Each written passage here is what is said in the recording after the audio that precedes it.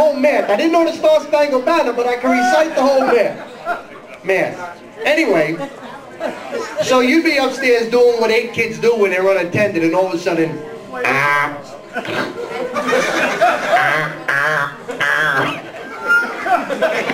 we'd all be like, it's you, we got you! And then you go downstairs, and you get your punishment. If the kid wasn't back up in 2 minutes, they were standing in the corner, something like this. And don't let your nose touch the wall. Get off the wall. My nose isn't touching the wall, Dad. And then after like a half an hour, you'd hear this. Oh.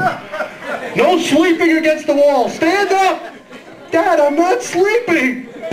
Oh, you know. So, and if they came up in 2 minutes, that means that they got punishment. They had a right. What'd you get? I will not hit my sister 250 times. So you sit there and you're right. I will not hit my sister. I will not hit my sister. Yes, Tiffa. You got it too? You had the right? Yeah. You ever see somebody hold 4 pens in their hand at the same time? I could do it. Grandchildren got it. Lisa, Jackie, Kerry. No, Kerry never got punished. I got it. Yeah, have you written? Alright. I'm gonna let the younger kids in on a secret. I'm gonna let all you kids in on a secret. Because my kids has the right, except the little snot-nose that they are. I would tell my kids to write, I will not hit my... girls. You want to get buzzed?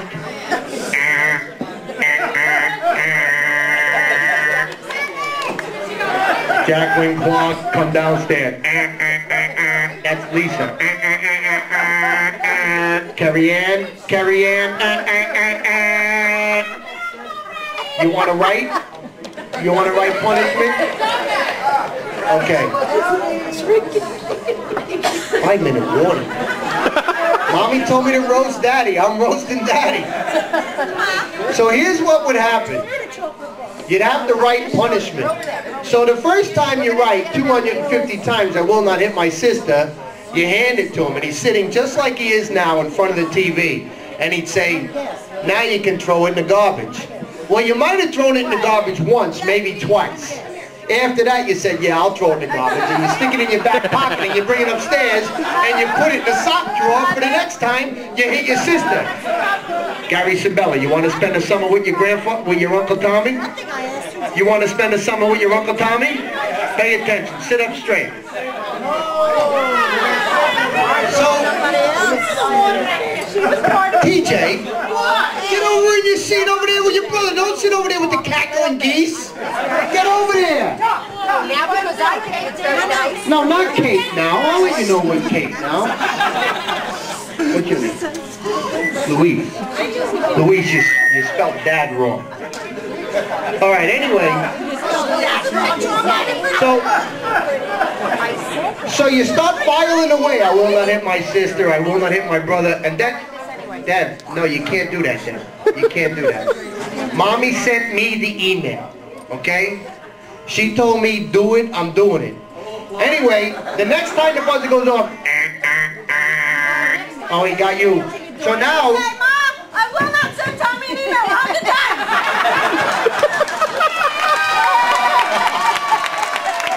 I get it. Mom, I'll see who wants to come up and say something when I'm done.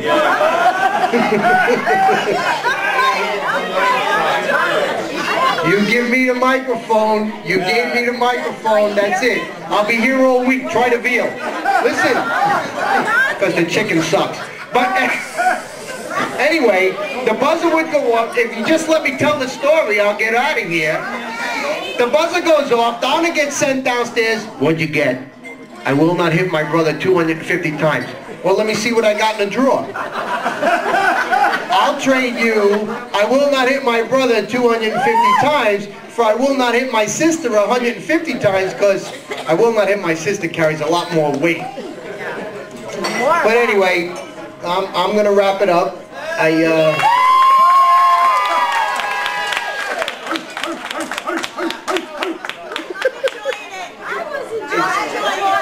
It's so nice to be loved. It's so nice to be loved. Thank you, Brianna. I love you too. Even though your mom wants me to put the microphone down. Who else loves Uncle Tommy?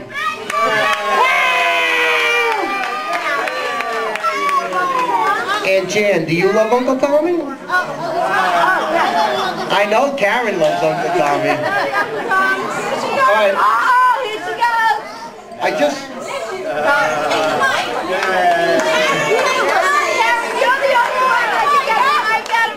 I just want to wrap it up.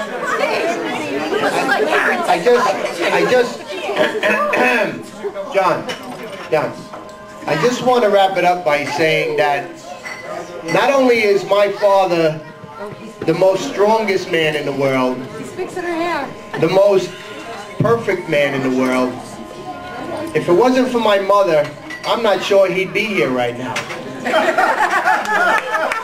Because my mother is the most perfect woman in the world. She is a saint. She is Saint Phyllis.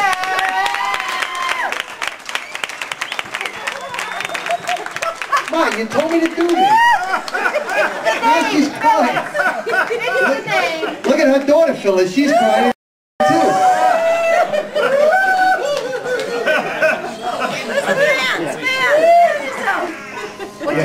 Anyway, I just wanted to say that I think it's a miracle that my father's still here. He had his first heart attack when he was younger than I am. I think he was 45. 45 years old, I was 11. Okay? And he's had 2 heart attacks and a quadruple bypass. And only some of us know this, only the 11 of us know this, that when he was in the recovery room of his quadruple bypass, he wasn't leaving that room because somebody put the breathing tube in incorrectly. And my mother and I went in first, and I believe it was Phyllis that went in. She's crying. And we were all told that although my father is unconscious, he can hear us, and to give him encouraging words. And when Phyllis went in there, she told Dad how great he was doing. And he was shaking his head no. And she said, "No, Dad, you did great." And he was shaking his head no. And then she told the nurse that something was wrong, and the nurse came over and, against the doctor's orders, she pulled the breathing tube out of his mouth and he breathed. And later on he told us that he was on his last breath and that he was going. No. But he's and ever since then, because we were having a party that summer upstate, and we had to cancel it because he was in the hospital, and ever since then, we celebrate his birthday. We celebrate his birthday every year in a special way because he's here. So what I'm going to do now is I'm going to hand the microphone over to Donna and whoever else wants to come up here and talk about their father. I love you, Pop.